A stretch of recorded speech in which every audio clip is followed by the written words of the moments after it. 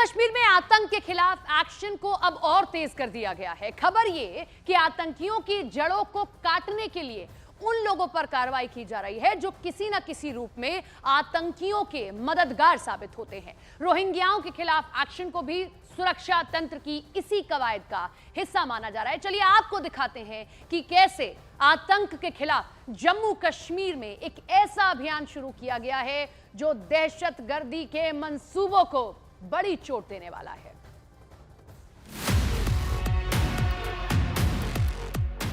आतंक के नेटवर्क को ध्वस्त करने की कवायद। जम्मू कश्मीर में रोहिंग्या के खिलाफ बड़ा एक्शन।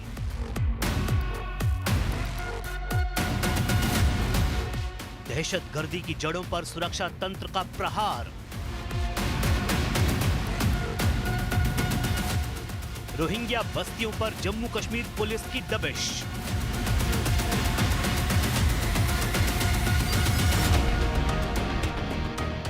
आतंक के नासूर ने जम्मू कश्मीर को रह रहकर सताया है। वक्त वक्त पर दहशतगर्दी ने जम्मू कश्मीर को वो जख्म दिए हैं जिन जख्मों की हुक पूरे सिस्टम को हिलाती रही है। लेकिन अब इसी आतंक के सफाई के लिए अब नई प्लानिंग, नई रणनीति पर काम किया जा रहा है। प्लानिंग के तहत रोहिंग्या शरणार्थियों की बस्ती पर कड़ा एक्शन लिया जा रहा है। इन बस्तियों में लगातार पुलिस दबिश दे रही है, लेकिन आखिर क्यों ऐसा किया जा रहा है? क्यों इस बार रोहिंग्या जम्मू कश्मीर पुलिस के रडार पर है, ये भी समझेंगे। लेकिन उससे पहले ये समझ लेते हैं कि रोहिंग्या बस्ती पर एक्शन क्या लिया जा रहा है। असल में जिन लोगों ने रोहिंग्या को पनाह दी है, अब उन्हें टारगेट किया जा रहा है। मकान मालिकों को जमीन खाली करवाने के लिए 1 महीने की मोहलत दी गई है। अवैध रूप से रह रहे रोहिंग्या का हुक्का पानी बंद किया जा रहा है।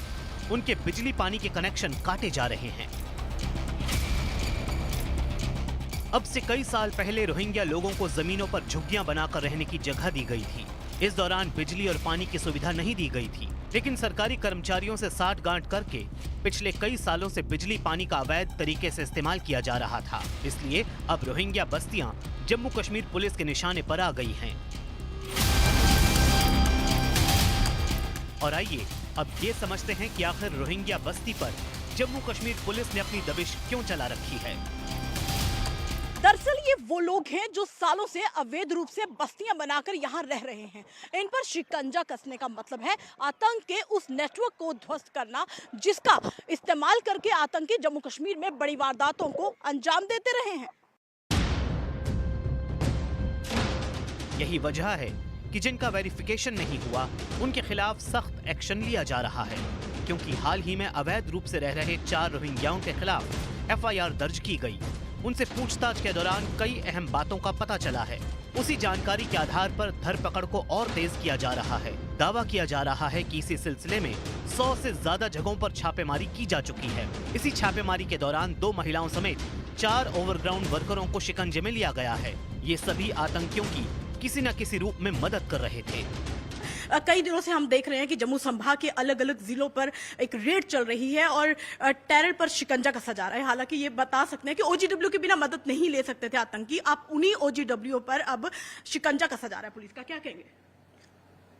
जम्मू जोन में जो आतंकी घटनाएं हुई थी उस संदर्भ में जो सपोर्ट स्ट्रक्चर है, जो OGW कहते हैं जिसे, उनके खिलाफ हमारी लगातार सर्चेस चल रही हैं और हमने भी हाल ही में 7 प्रॉपर्टी भी अटैच की है और आगे फर्दर भविष्य में भी इनके खिलाफ कार्रवाई जारी रहेगी। आनंद सर, गिरफ्तारियां कितनी हुई है? क्योंकि हिरासत में के लिए हमने काफी लोगों को लाया है और पूछताछ के लिए काफी लोगों को लाया गया है और अभी उसमें इन्वेस्टिगेशन जारी है।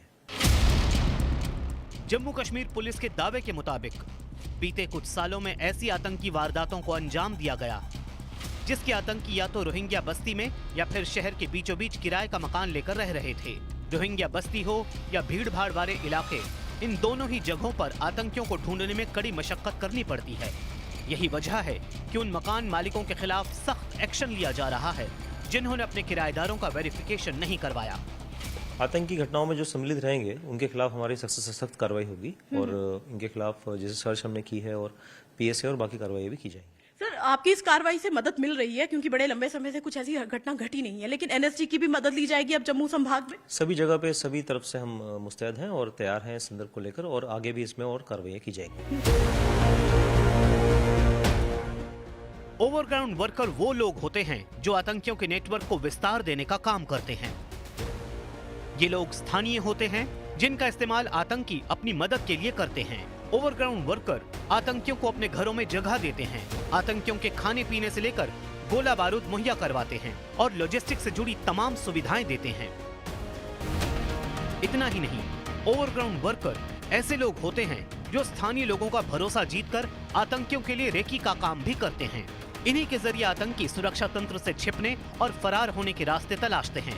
यानी ये वो सीढ़ी होते हैं जिनके सहारे आतंकी वारदातों को अंजाम देने में कामयाब हो जाते हैं। और ये सब कुछ ओवरग्राउंड वर्कर इसलिए करते हैं क्योंकि इसके एवज में मोटी रकम देने का लालच दिया जाता है।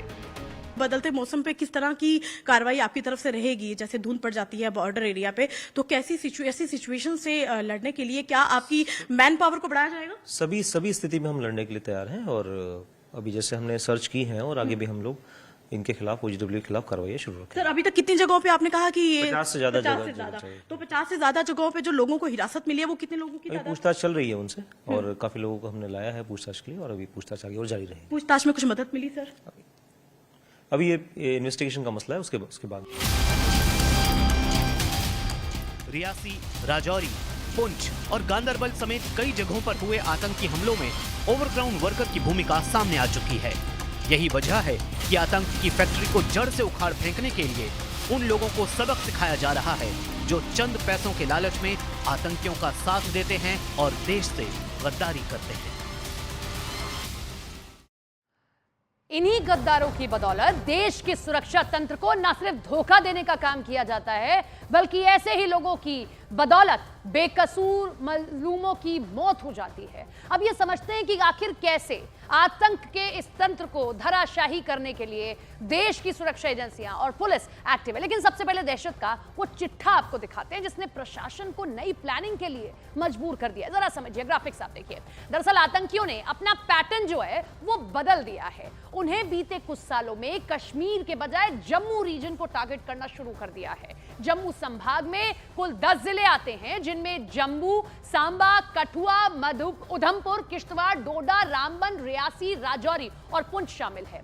इसी साल की अगर बात करें तो 11 नवंबर तक इन 10 जिलों में से 8 जिलों में आतंकी हमले किए गए हैं। इन 8 आतंकी हमलों में 18 सुरक्षा कर्मियों समेत 44 लोगों की जान जा चुकी है। आंकड़े तो यह भी बताते हैं कि इस साल सिर्फ डोडा, कठुआ और रियासी में ही 9 लोग आतंकी हमले में मारे गए हैं। और इसके अलावा किश्तवाड़ में 5, उधमपुर में 4, जम्मू और राजौरी में 3 और पुंछ में 2 लोग मारे गए। इसी आतंक पर चोट करने के लिए अब जम्मू कश्मीर पुलिस ने रोहिंग्या और ओवरग्राउंड वर्कर को टारगेट किया है, क्योंकि ओजीडब्ल्यू की वजह से ही आतंकी उन जगहों तक बिना नेविगेशन के पहुंच जाते थे जहां पहुंचना आसान नहीं होता था। ओजीडब्ल्यू की ही मदद से आतंकी हमलों को अंजाम देकर भागने में ये कामयाब रहते।